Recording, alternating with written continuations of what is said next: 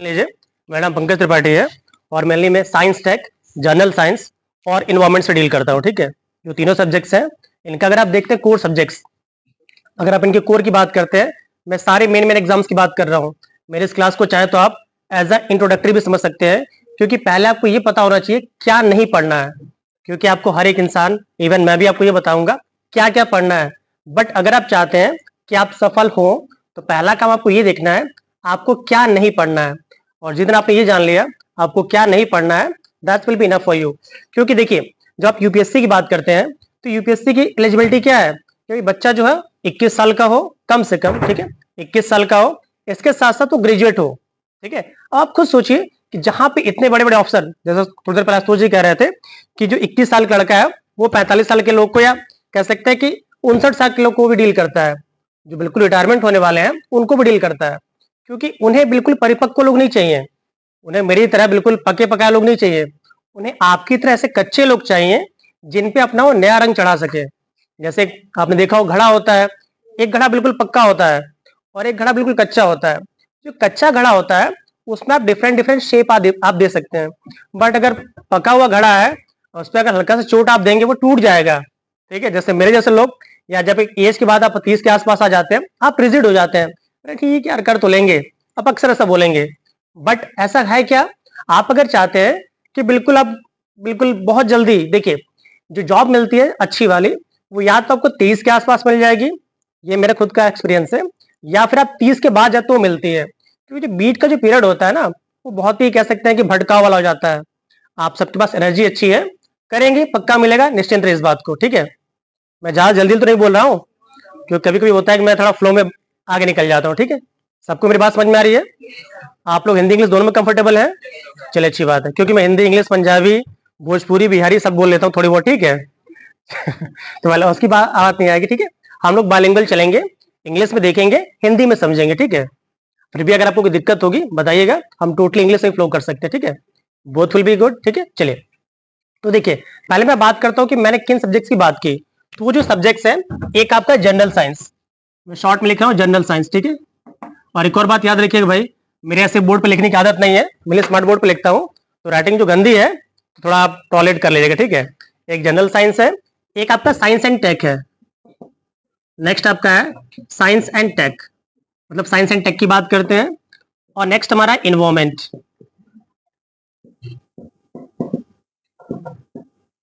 जो आपका इन्वायरमेंट है इसको चाहे तो आप ज्योग्राफी से भी कोरिलेट कर सकते हैं, क्योंकि आपको पता होगा कुछ ऐसे सब्जेक्ट्स हैं जो बिल्कुल ज्योग्राफी में घुस जाते हैं, या यही कहिए कि वो ज्योग्राफी के छोटे बच्चे हैं। क्योंकि देखिए कोर सब्जेक्ट की बात करते हैं, हिस्ट्री, ज्योग्राफी। ठीक है, फिर आप कह सकते हैं हिस्ट्री है, ज्योग्राफी, और कौन सा सब्जेक्ट है कोर? इकोनॉमिक और politics, these are core subjects. ठीक है, इसके बाद जो निकलते हैं ना वो सभी इन्हीं चारों सब्जेक्ट्स के छोटे छोटे बच्चे होते हैं। जैसे साइंस थोड़ा अलग कर दीजिए, तो जो दो सब्जेक्ट्स में लिखे हैं यहाँ पे, एक आपका इन्वायरमेंट और एक आता है एग्रीकल्चर। मैं एग्रीकल्चर को पढ़ाता हूँ। ठीक है, एक आप जब इन्वायरमेंट और एग्रीकल्चर की बात करते हैं तो अगर इनका बिल्कुल टेक्निकल पार्ट ना लें तो ये सारे के सारे आपके ज्योग्राफी से निकलते हैं। ठीक है, तो अगर आपका ज्योग्राफी अच्छा है तो याद रखिए कि आप यूपीएससी की बहुत नजदीक है, तो सारे सब्जेक्ट से भागिएगा, ज्योग्राफी से मत भागिएगा। ठीक है, जिनका ज्योग्राफी है वो लोग खुश हो जाइए, क्योंकि जो ज्योग्राफी है वो मेनली कह सकते हैं कि हिस्ट्री ज्योग्राफी है, बिल्कुल ही आपके ऐसे कोर सब्जेक्ट्स हैं जो कि आपको प्रीलिम्स, मेंस, इंटरव्यू और यहाँ तक कि जो एसए का पेपर होता है वो वहां के लिए बहुत हेल्पफुल होते हैं। और अगर आपको ज्योग्राफी आती है तो आप पूरे वर्ल्ड में कहीं घूमिए ना, आपको एंजॉयमेंट मिलेगा। अरे यार यहाँ पे क्या हो सकता है, क्या क्लाइमेटोलॉजी है वहाँ की। ठीक है, आप सारी चीजें डील कर सकते हैं। मैं ज्योग्राफी नहीं पढ़ा रहा हूँ, मैं बस बता रहा हूँ आपको। ठीक है, कि ज्योग्राफी की इंपॉर्टेंट, हाँ बोलिए। ओके ओके, ये बिल्कुल ही गलत धारणा है। ठीक है, किसी का ये सोचिए, जैसे जो बीटेक वाले हैं, आप खुद देखिए जितने टॉपर्स जो निकल रहे हैं, आप किसी का भी टॉपर देख लिया, आप यूपीएससी का देख लिया, यूपीपीसीएस का कहीं का देखिए, वो सारे बीटेक वाले हैं। आप खुद सोचिए जिन्होंने, मैं खुद साइंस का बैकग्राउंड का हूँ। ठीक है, मैंने खुद ज्योग्राफी नहीं पढ़ी है, बट पढ़ना पड़ रहा है ना, क्योंकि देखिए ऐसा कोई काम नहीं जो आप ना कर पाए।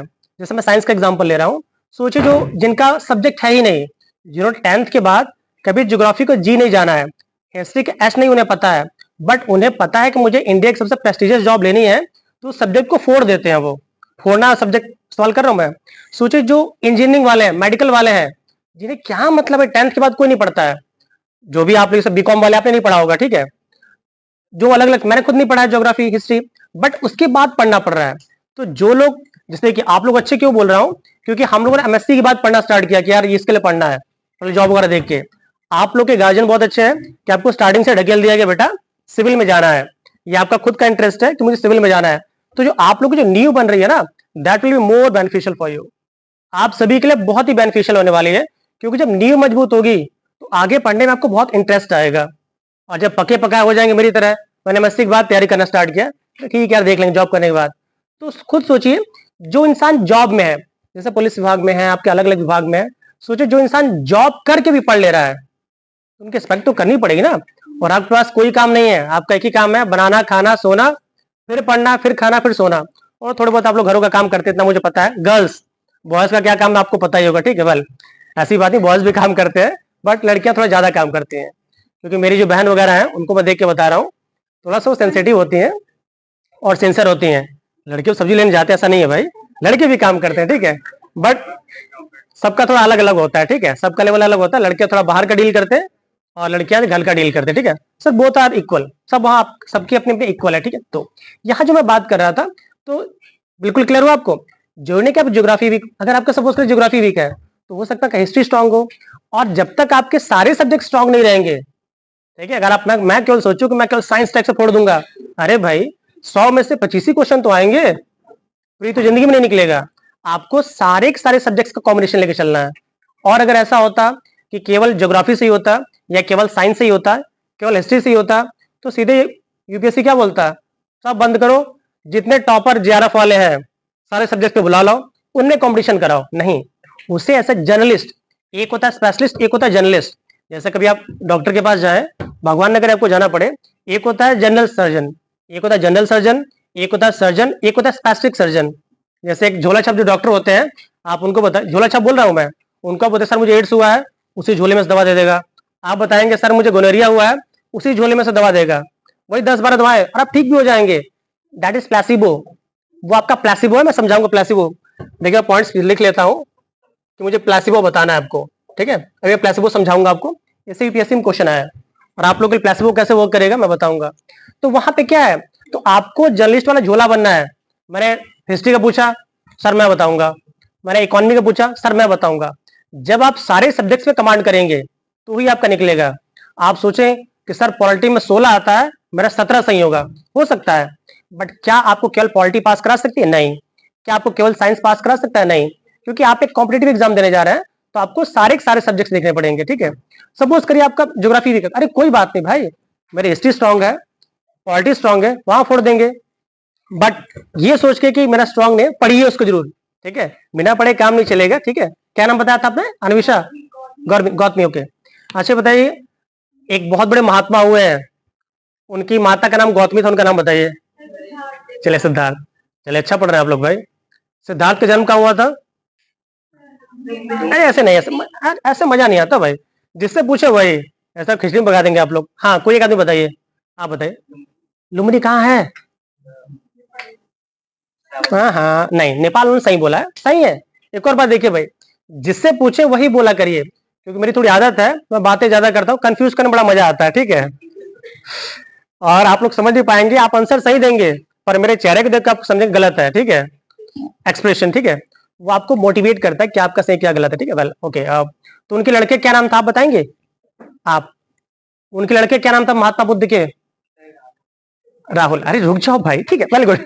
भाई आंसर मत दीजिए, आप लोग हाथ उठाइए, देना विलास की, ओके। आप, उनकी मिसेस का क्या नाम था आप बताएंगे भैया पीछे? आप, कौन बताएगा?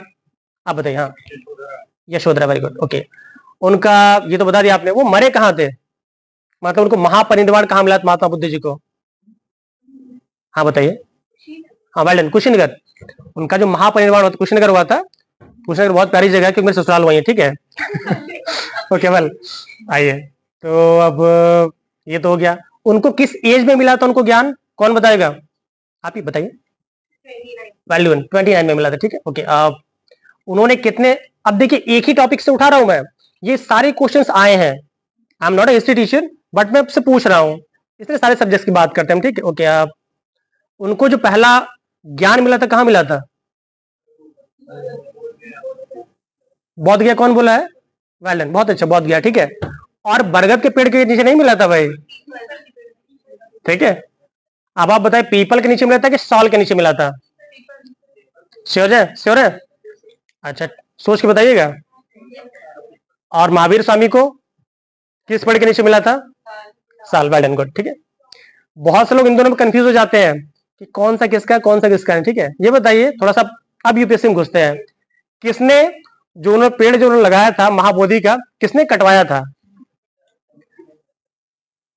कौन कनिष्क बोला है? अरे अरे आप मत बोलिए भाई आप तो सर अच्छा आंसर देंगे, ठीक है, इन लोग को बोलने दीजिए, ठीक है। कनिष्क था, फिर आपका पुष्यमित्र शुंग था, इन्होंने बहुत बार कटवाया था, ठीक है। आशुतोष जी आपके लिए आप मत बोलिए, ठीक है। हाँ, इन लोग बोले, ठीक है, वेल, चले, हाँ, क्लियर। तो ये देखिए सिंपल बाबू टाइप के क्वेश्चन सबने बताए हैं, बस जब थोड़ा सा हम अंदर गए तो आशुतोष जी को बताना पड़ गया। तो यूपीएससी चाहती है कि वो हम ऐसे डायनेमिक स्टूडेंट्स लें जो थोड़ा सा लीक से हट के हों। अगर उन्हें केवल टॉपर ही चाहिए होते हैं, जैसे मैंने आपसे कहा सर नेट जेआरएफ को बुलाते यूनिवर्सिटी वालों को, आईटीएंस को, आओ भैया तुम्ही के बीच में एग्जाम, तुम्हारे बीच में एग्जाम कराएंगे, पर क्या है यूपीएससी बोलती भैया बस पास हो, 33% लेके आइए। आप हिस्ट्री पढ़ाओ, ज्योग्राफी पढ़ाओ, संस्कृत वाले हो, उलेमा वाले हो, कोई भी सब्जेक्ट से डजंट मैटर। तो ये कभी मत सोचिएगा कि मेरा कॉमर्स है, मेरा आर्ट है, मेरा साइंस है, हाउ कैन आई फाइट। सभी लोग फाइट कर सकते हैं, क्योंकि भाई जब यूपीएससी ने जिन्होंने बना रखा है उनका मतलब है कि आपके पास सोचने की क्षमता हो। अगर आप सोच सकते हैं, आप समाज को समझ सकते हैं, तो फिर आप जॉब के लिए परफेक्ट है, और आपसे परफेक्ट कोई नहीं है, ठीक है। तो ये कभी मन में धारणा मत लाइएगा कि मेरा एंथ्रो है या मेरा ये सब्जेक्ट है। सभी लोग इस प्लेटफॉर्म पे इक्वल है। आपने मेडिकल किया हो तो, आपने आईटीएन किया हो तो कोई मतलब नहीं है, और किसने गांव से बीए करके आया हो वो भी सेम प्लेटफॉर्म पे है, ठीक है। तो सबको अपने इक्वल समझिए, और जब भी दीजिए एग्जाम ना, अरे वो तो गधा है, उसको क्या आता है, अपने आप को मान के चलिए आई एम द परफेक्ट। जब आपने मान लिया कि I am the perfect, then I am sure कि आपका कॉन्फिडेंस लेवल बढ़ जाता है। और थोड़ा प्लेसिबो की बात करते हैं। प्लेसिबो किसको इसको पता, प्लेसिबो बताइएगा। कभी आपने प्लेसिबो वर्ड सुना था? कोई बात नहीं, घर जाकर सर्च करिए, मिल जाएगा। मैं थोड़ा सा बताता हूँ, देखिए प्लेसिबो की हिंदी मुझे भी नहीं पता है, ठीक है प्लेसिबो की हिंदी मुझे नहीं पता है, जो भी इसकी होती होगी, ठीक है। प्लेसिबो जो होता है एक मेडिकल टर्म होता है, मेडिकल से मैं इसलिए बता रहा हूँ, ठीक है। प्लेसिबो है एक मेडिकल टर्म होता है, जैसे आपको पता होगा जब किसी मेडिसिन की डिस्कवरी होती है, जब किसी मेडिसिन की डिस्कवरी, समझिएगा याद हो जाएगा आपको, जब किसी मेडिसिन की डिस्कवरी होती है, तो अब ऐसा नहीं कि कोरोना टाइम पे सबको लगा दिया, ऐसा नहीं है। उसमें बकायदे ट्रायल्स चलते हैं। जो ट्रायल्स होते हैं वो पहले ऐसा नहीं किसी ह्यूमन पे होगा, वो पहले जानवरों पे होता है, चूहे पे हुआ, फिर कैसे बंदरों पे हुआ। वो डिफरेंट डिफरेंट ट्रायल्स को जब वो आपका कंप्लीट करता है, उसके बाद उसको ह्यूमन बींग्स पे करते हैं, ठीक है। डायरेक्ट अगर हम इंसानों की जान इतनी सस्ती नहीं है कि आप डायरेक्ट सीधे उसको ह्यूमन बींग्स पे करा दें, ठीक है। कराएंगे तो फिर मानवाधिकार वाले वहीं पे बवाल करेंगे और कंपनी उसी दिन ताला सील लग जाएगा, ठीक है। तो प्लेसिबो में होता है क्या है, जब कोई मेडिसिन परफेक्ट बन जाती है, सपोज करिए कि आप सभी लोग मेरे सब्जेक्ट हैं, सब्जेक्ट उन्हें कहा जाता है जिनके ऊपर हम अपनी रिसर्च करते हैं, ठीक है, इतना आप लोग जानते होंगे। सपोज करिए मैं कोई दुकानदार नहीं हूं, मैं कोई मेडिकल साइंटिस्ट हूं, मैंने एक मेडिकल मेडिसिन कोई बनाई। आप सभी लोग डायबिटिक पेशेंट हैं, डायबिटिक पेशेंट मतलब शुगर के पेशेंट आप सभी लोग, ठीक है। अब जब सभी लोग यहाँ शुगर के पेशेंट हैं और मैंने जो दवा बनाई है वो आप ही लोग के लिए बनाई, शुगर पेशेंट के लिए, तो पहले मैं काम ये करूंगा अपनी दवा की इफिकेसी समझने के लिए कि मैंने जो दवा बनाई है वो कितनी कारगर है। तो केवल मैं जानूंगा कि यहाँ पे कितने लोग शुगर से एक्चुअल में बीमार है, मतलब उससे अफेक्टेड है, और कौन से कम अफेक्टेड है। अलग अलग ग्रुप रहेगा, ठीक है। वो केवल जो रिसर्चर होगा वही समझेगा, जैसा रिसर्च कर रहा है, इन्हें पता है कैसे रिसर्च होता है, ठीक है। आप समझ गए होंगे रिसर्च वाले, ठीक है, कि हम अलग अलग कैसे ग्रुप्स बांटते हैं। हमने ग्रुप्स के फॉर्म में आपको डिवाइड किया प्लेसिबो, ठीक है। अब मैंने जो मेडिसिन बनाई है, एक्चुअल मेडिसिन, आप लोगों में से आधे लोग को आप लोग में से आधे लोग को एग्जैक्ट मेडिसिन दूंगा, मुझे पता है कोडिंग करके कि मैंने किसी का नाम नहीं, उनको मैं परफेक्ट दवाई दूंगा।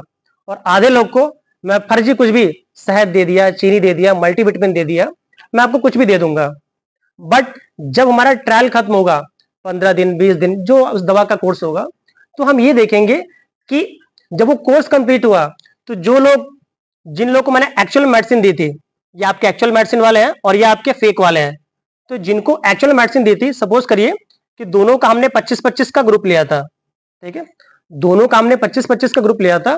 तो जो आपके एक्चुअल थे, जिनको मैंने एक्चुअल मेडिसिन दी थी, उनमें से भी करीब 19 ठीक हो गए, क्योंकि कोई मेडिसिन परफेक्ट नहीं होती है। अगर कोई आपसे कहता है कि परफेक्ट है तो झूठ बोल रहा है, इतना याद रखिएगा, ठीक है। याद तक से क्या एडवर्टाइज देखते हैं कि लिखता डिटॉल 99.999 क्लिक करिए, 100 नहीं लिखता वो, क्योंकि उसे पता है कि कोई ऐसा बैक्टीरिया वायरस आएगा जहां पर डिटॉल डी बोल जाएगा, ठीक है, डेड हो जाएगा। सेम यहाँ पे अब जो 25 थे, जो जिनको मैंने चीनी का घोल दे दिया, कुछ भी दे दिया हो, आप देखेंगे 7 इसमें से भी सही हो गए। आप कहेंगे सर ऐसे कैसे? It is the game of mind. यही आपकी साइकोलॉजी है, यही आपका ब्रेन है। क्योंकि आपके ब्रेन को मैंने ये बोला कि भैया ये जो दवा है इसको खा के आप शक्तिमान हो जाएंगे, आप बिल्कुल परफेक्ट हो जाएंगे। तो यही आपका ब्रेन है। तो आपके ब्रेन में जो फीडिंग की जाएगी, क्योंकि आप सभी लोग कच्चे हैं, आपके ब्रेन में जो फीडिंग की जाएगी वही आपको परफेक्ट बनाएगी। Just like the placebo. जिस तरह प्लेसिबो में क्या हुआ था, सबको, सभी पेशेंट थे, कुछ लोग को एक्चुअल दवा दी गई और कुछ लोग को मैंने फर्जी दवा दी। बट फर्जी वाले कैसे सही हो गए? क्योंकि उन्होंने दिमाग में मान लिया यार मैं तो दवा खा रहा हूं, I will be okay. Same यहीं पे आपकी पढ़ाई का कॉन्सेप्ट है कि जितना ज्यादा आप अपने आप को डील करेंगे कि मेरा हो रहा है, मेरा हो रहा है, मेरा हो रहा है, मुझे ये करना है, अपनी मम्मी के लिए ये गाड़ी खरीदनी है, पापा के लिए ये बंगला खरीदना है, जब आप अपने आप को टोटली फोकस करेंगे towards your aim, then I am sure you can achieve any goal in your life. आप कोई भी गोल अपनी लाइफ में अचीव कर लेंगे। तो पहले अपने ब्रेन को स्ट्रांग बनाइए, किसी का नहीं हो रहा है, मेरा हो रहा है। क्लियर? अच्छा सोचेंगे सब लोग। तो आज के बाद सब लोग जितना पॉजिटिव सोच सकते हैं उतना पॉजिटिव सोचिए। Think positive, then everything will be positive with you. जब आप अच्छा सोचेंगे, पॉजिटिव सोचेंगे, तो जो भी चीजें हैं वो आपके साथ पॉजिटिव ही होंगी। ठीक है, चलिए अब पॉजिटिव की बात आपको समझ में आ गई। अब आते अपने सब्जेक्ट्स पे। जो हम सब्जेक्ट्स की बात कर रहे थे, तो देखिए मैं पहले पीसीएस की बात कर रहा हूं, क्योंकि पीसीएस आपका पहले लगा हुआ है, ठीक है। इसका यूपीएससी का प्री तो निकल गया है। किसने यूपीएससी दिया था आप लोगों में से? किसी ने इस बार दिया था जो हुआ था? चल अच्छी बात है। तो अगर इन्होंने दिया था तो मान लीजिए इनकी बल्ले बल्ले है, क्योंकि इस बार ज्योग्राफी सर का सब्जेक्ट है और ज्योग्राफी से कम 19 से 20 क्वेश्चन आए थे। और मुझे लगता है कि भी गलत हुआ होगा जब मेरे, ट्रिकी है ना। हाँ एक और बात, जो लोग बोल रहे हैं ना, नेट पे आप सुन रहे हैं कि यूपीएससी बहुत पेपर आ था आसान आसान, ऐसे लोग को स्पेशली कंपनी का एक शू लेके मारे पहले। क्यों मारे? क्योंकि देखिए मैं अपनी बात भी उसमें जोड़ता हूं, मैं भी टीचर हूं ना भाई। एक होता है एग्जाम हॉल में सॉल्व करना, और एक होता है पेपर मिल गया, अरे ये अरे क्या है भाई, घर पे तो सब सॉल्व कर लेंगे, आप भी कर लेंगे, मैं भी कर लूंगा। और जब आप पेपर में बैठते हैं तो उसमें आपका 1 नंबर 2 नंबर सब बंद हो जाता है, ठीक है, सब बंद हो जाता है, किसी को प्यास नहीं लगती है। और भाई घर पे जब बैठेंगे 3 बार प्यास लगेगी, मम्मी चाय दे दो, मम्मी पानी दे दो। बट एग्जाम हॉल में लगता है कि अरे सब खत्म हो जाता है। That is the placebo. यही आपका प्लेसिबो है। तो जो लोग कह रहे हैं ना कि बहुत आसान है, स्पेशली उनके लिए बाटा का बनवाए और दे पहले। क्योंकि यार 20-25 क्वेश्चन से आपकी हो सकता है कि 3 या 4 नंबर बढ़ेगा, दैट्स श्योर, 3-4 नंबर बढ़ेगा। बट बढ़ेगा तो भैया सबका बढ़ेगा ना। जो क्वेश्चन मेरे लिए आसान है वो क्वेश्चन आपके लिए भी आसान होगा, ठीक है। तो वो 2-4 जो लूसेंट टाइप के क्वेश्चन देख के अरे हम फोड़ दिए, और जब घर आके मिलाते हैं ना, जब होता ये है, आशुतोष ध्यान दीजिए मेरी बात को, ठीक है, कि क्या है। अच्छा किया, आपको मैं छोड़ दे रहा हूं। जब आप एग्जाम हॉल में से निकलते हैं, अपने आप को इंक्लूड कर रहा हूं मैं, ठीक है, क्योंकि मैं देता भी रहता हूं, ठीक है, दे ही रहा हूं, अपने बारे में कभी बात बताऊंगा, ठीक है। तो अब होता क्या है, जब रिसीव लेके नहीं क्या था चलिए होता है क्या, देखिए जब आप एग्जाम हॉल से निकलते हैं, ठीक है, जब एग्जाम हॉल से निकलते हैं, तो जैसे ही आप एग्जाम हॉल से निकलते हैं, आधा पेपर जब देते हैं, इस टाइप के जब ललचाने वाले क्वेश्चन आते हैं, अरे यार मुझे तो आ गया, तो सीधे कहते हैं अरे हमारा तो हो रहा है, ठीक है, क्या बात है, हमारा हो रहा है, और सीधे सीधे बोलते हैं 100 है ना, 90 तो कोई रोक नहीं सकता, 10 मान लो काट पीट के तो बहुत होगा, 86 तो आ ही जाएगा। जैसे ही कॉलेज से बाहर निकलते हैं, बस ऑटो जिससे जाते हैं, बस बैठ के 2-4 लोग सुनेंगे, नहीं तो वो क्वेश्चन गलत हो गया क्या, लग रहा है मेरा 70 तो कोई काट नहीं सकता है, 70 कोई नहीं काट सकता है। घर आएंगे, चाय पियेंगे, 2-4 फ्रेंड से बतियाएंगे, नेगेटिव भी थी क्या इसमें? 65 पक्का है, 65 पक्का है। और जब किसी कोचिंग से, यूट्यूब से, ये कहा याद रखिए, यूट्यूब पे जितने आंसर्स होते हैं, मैं दृष्टि से लेकर सबकी बात कर रहा हूं, आयोग का आंसर की है, सभी का 3-4 क्वेश्चन गलत होते हैं। मैंने बनाए, मेरे भी गलत है। अगर कोई बोल दे ना सारे, क्योंकि आंसर क्या होगा आयोग डिसाइड करता है। जब मिला लेते हैं, अरे यार हमारे तो 55 को सही बा, 55 पे आते हैं। और जब आंसर की मिला लिए तो 40 से सही है, और कट ऑफ क्या है 50। यूपीएससी कट ऑफ बहुत हाई नहीं आती, पता होगा आप लोग को, 50 के आसपास ही रहती है। लोग भले बोल रहे हैं कि 55 क्वेश्चन जाएगी, मेरे अकॉर्डिंग 52 से अधिक नहीं जाएगी, 52-53 तक रह जाएगी अगर सीट्स, क्योंकि 50 सीट इस बार कम आई है, क्योंकि इनका भी अंतर पड़ता है। वो ये ध्यान नहीं देते कि सीट्स कितनी है। अरे भाई सीट्स के 15 गुना तो बुलाओगे आप, और 50 सीट्स बहुत बड़ी चीज है जहां पे सभी लोग फाइट कर रहे हैं। तो ये यहाँ पे तो आपको एग्जाम हॉल में बिल्कुल पॉजिटिव रहिए, और ये मत सोचिए मेरा क्या हो रहा है क्या नहीं हो रहा है।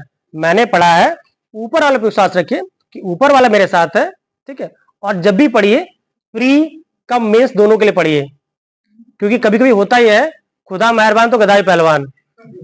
कभी कभी होता ही है कि जब ऊपर वाला मेहरबान होता है तो तुक्के बड़े सही लगते हैं, तुक्के इतने सही लगते हैं, मैं लाइफ में ऐसे एग्जाम्पल बता नहीं सकता आपसे। इनका जैसे मेरे एक मामा के लड़के हैं, दूर के मामा के लड़के, वो जब मैं इसमें इलाहाबाद में था, वो एक होता है नीट का पेपर होता है ना, जानते हैं आप लोग, उसमें केआईटी का पेपर था, कलिंगा इंस्टीट्यूट ऑफ टेक्नोलॉजी का, ठीक है।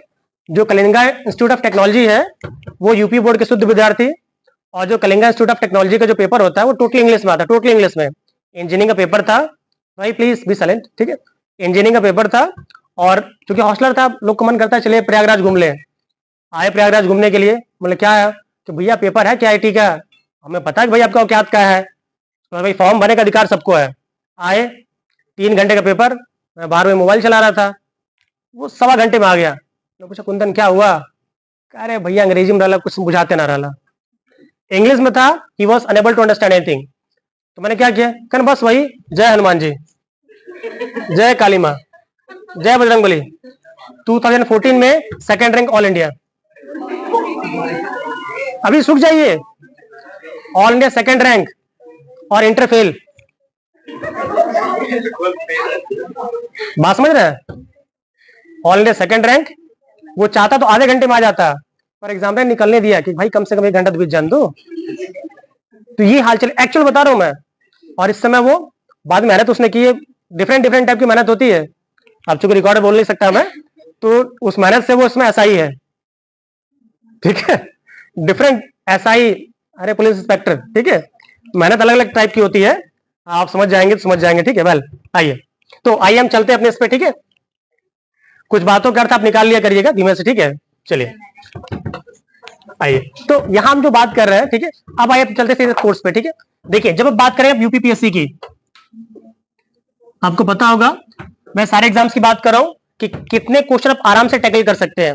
जब आप यूपीपीएससी की बात करते हैं, इसमें अगर आपने किसी में आरओ फॉर्म भरा होगा वो भी इसमें इंक्लूड कर लेगा अपने आपको, ठीक है।